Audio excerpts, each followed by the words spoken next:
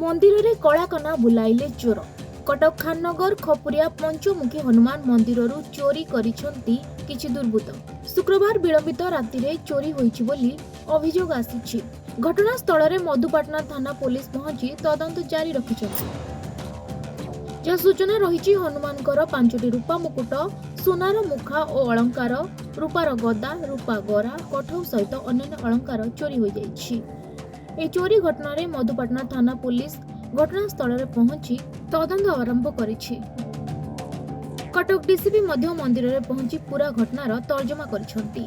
Scientific team, dog squad और special squad पहुंची चोरी संधान रे लागिसंती।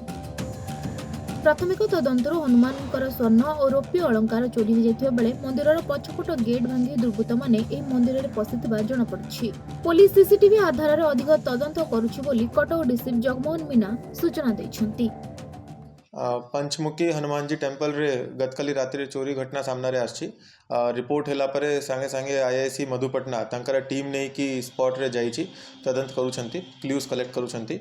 साइंटिफिक टीम और डॉग स्क्वाड मध्य स्पॉट रे जाइछंती। तापर हमर स्पेशल स्क्वाड टीम को मध्य हमें पठाइछु स्पॉट रे। जो मोडस ऑपरेंडाई अच्छी चोरो रे सेटा मध्य आमे इन्वेस्टिगेशन करूछु और से अनुसार एमओ क्रिमिनल माने को वेरीफाई कराजिबो। सेटा वेरिफिकेशन चली सीसीटीवी वेरिफिकेशन मध्य चली और वर्तमान तो प्रिलिमिनरी स्टेज अच्छी इन्वेस्टिगेशन रे, तो फर्दर और जाना पड़ेगा।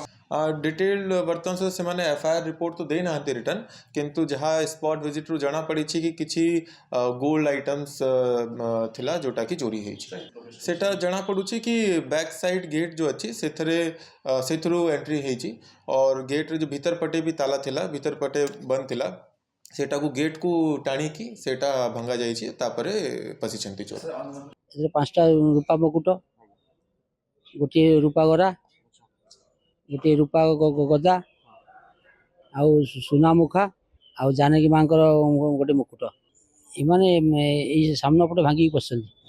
कटकरू आरित कुमार महापात्रଙ୍କ रिपोर्ट खबर ओडिशा।